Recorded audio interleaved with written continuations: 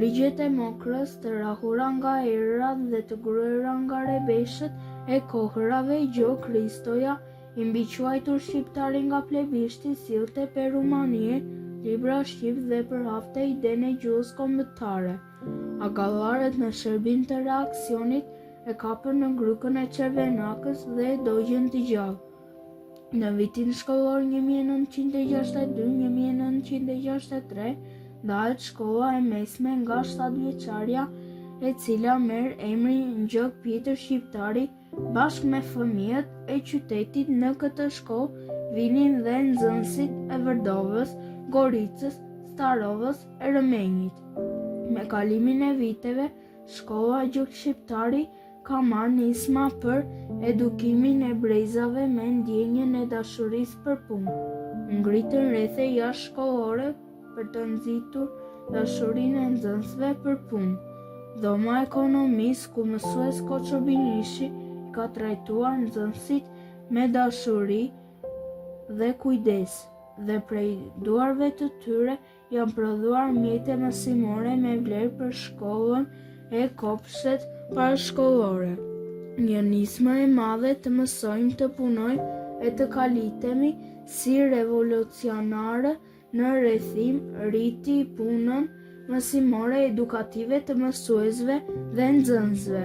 Janë dalluar këta mësues për punë të mirë: Elio Akmani, Gjinete Tasellari, Nashif Berberi, Nadia Nano, Tatiana Haxhillari, Vjoca Dhami, Frosina Çomo, Koçobinishi, Petra Qpano e të tjerë.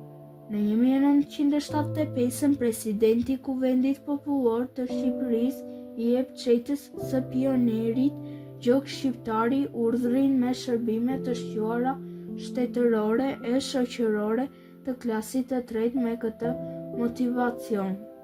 Në 1979 shkolla përfshihet në nismën të fitojmë titullin sulmues të 35 vjetorit të çlirimit të Atë-Dheut.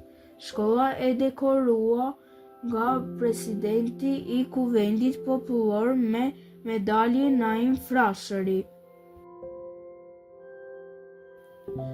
Për një veprimtari të larmishme jashtë procesit mësimor, janë marrë nga shkolla shumë flamuje kupa.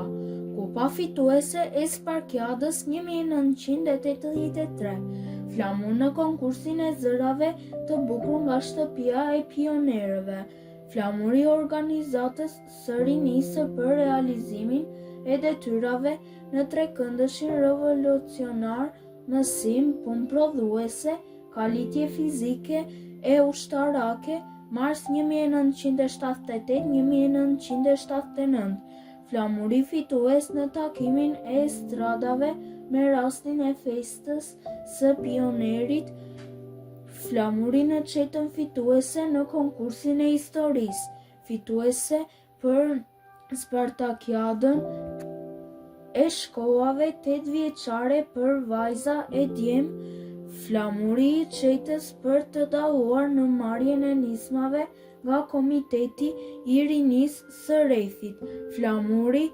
kolektivi fitues i titullit sulmues i 30 vjetorit të çlirimit të Atë-Dheut, flamuri shkollës fituese të titullit sulmues i 35 vjetorit të themelimit të PPSH-s, flamuri shkolla fituese në konkursin kombëtar të edukimit shëndetësor, flamuri kolektivit fiskulturor dalluar në aktivitetet brenda dhe jashtë shkollës, flamuri i çetës që dallohet për një kalueshmëri të lartë e cilësi të mirë në mësime nga Komiteti i Rinisë.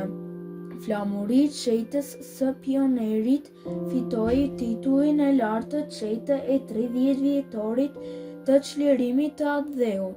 Flamuri i çetës fituese e titullit çetë e 35 të themelimit të PPSH-s shtator 1976 nga Byroja e Komitetit të Rinisë së Rrethit.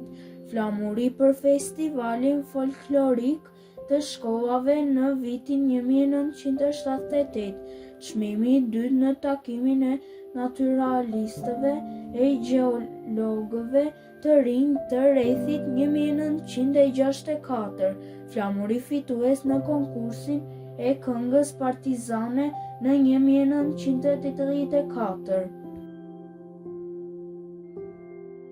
Shkolla Gjok Shqiptari njihet si shkollë me profil sportiv.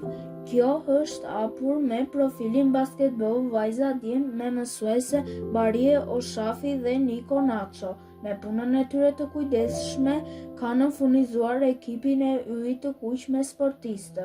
Viti shkollor 1977-1978 shënoi hapjen e klasave sportive në volejboll për vajza dhe djem. Një tjetër arritje e shkollës Gjok Shqiptari, klasa e 7 dhe e 8 përgatitën manifestimin e bukur fiskulturor e sportiv. Në 1981 në shkollën Gjok Shqiptari hapet shkolla e muzikës me profilin violinë dhe një vit më vonë profilin piano. Punohen mësuesit Lida Zakorçani, Zhuli Tavreto, Anuela Pajo dhe Mimoza Dido. Mirë kanë punuar drejtuesit e shkollave për vite me radhë. Në vitin 1968-1969, drejtor Kozma Basho dhe nëndrejtoresh Roza Pasko. Në vitin 1969-1972, drejtor Bardhyl Shuke dhe nëndrejtoresh Luiza Kokoneshi. Në vitin 1973-1975, drejtor Koço Krente dhe nëndrejtoresh Luiza Kokoneshi. Në vitin 1976-1977, drejtoresh Shpresa Dervishvari dhe nëndrejtoresh Luiza Kokoneshi. Në vitin 1978-1979, drejtoresh Vjoca Dhama dhe nëndrejtoresh Luiza Kokoneshi. Në vitin 1980-1983, drejtoresh Vjoca Dhama dhe nëndrejtoresh Luiza Maranda. Në vitin 1984-1986, drejtoresh Luiza Maranda dhe nëndrejtoresh Liliana Troqe. Në vitin 1986-1987, si mestri i dytë, drejtoresh Natasha Topalli dhe nëndrejtoresh Luiza Maranda.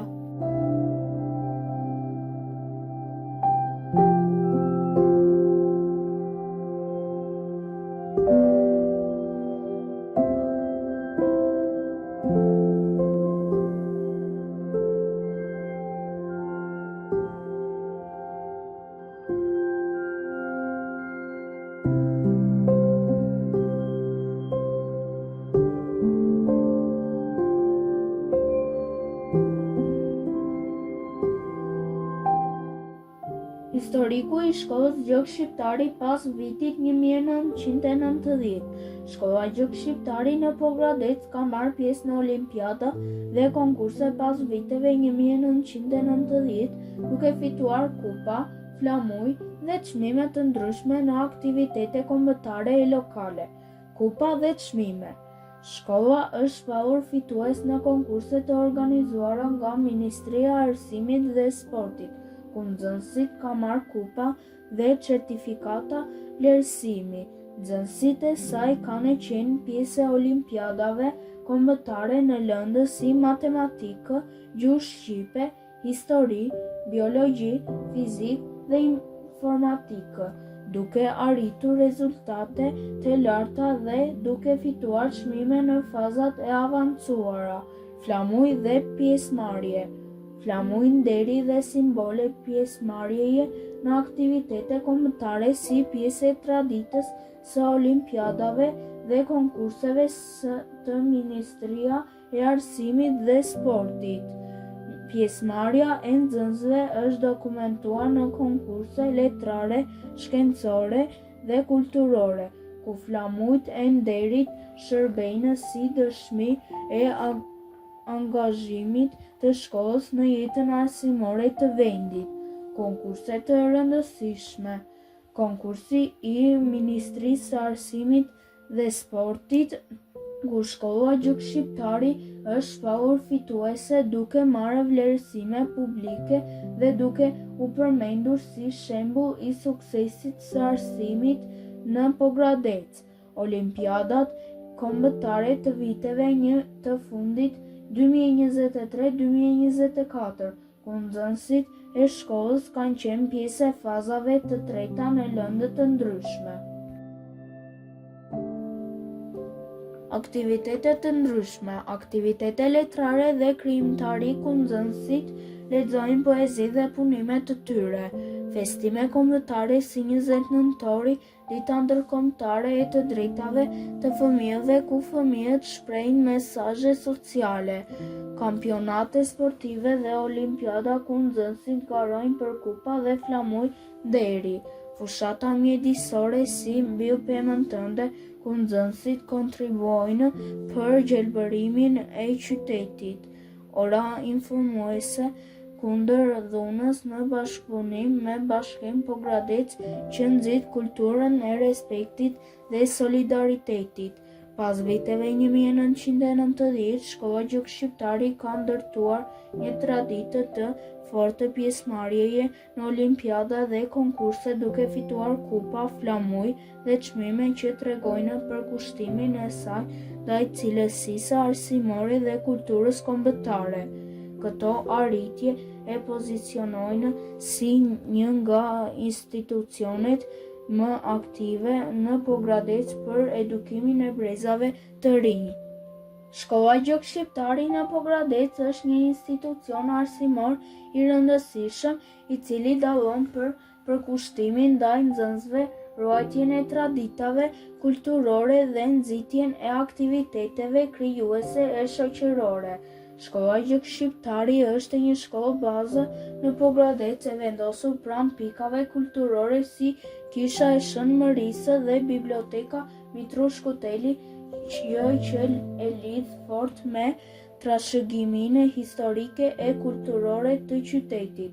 Aktivitete kulturore e letrare ku nxënësit marrin pjesë në nisma si e premtja e leximit, ku lexojnë poezi dhe tekste letrare për gjuhën shqipe duke forcuar dashurinë për kulturën kombëtare dhe gjuhën anëtare.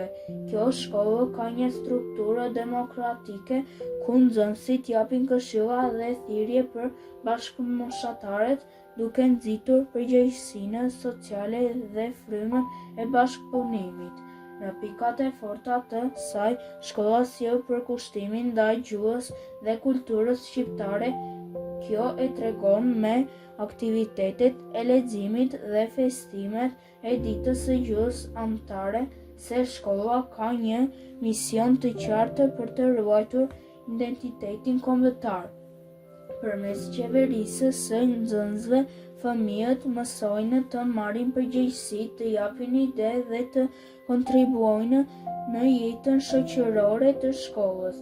Afërsia me monumente dhe institucione kulturore e bën shkollën një qendër të gjallë të edukimit dhe trashëgimisë së qytetit dhe formon breza të rinj të ndërgjegjshëm, të kulturuar dhe të përgjegjshëm. Shkolla Gjuk Shqiptari është një shembull i edukimit që ndërthur dijen me kulturën dhe qytetarinë aktive.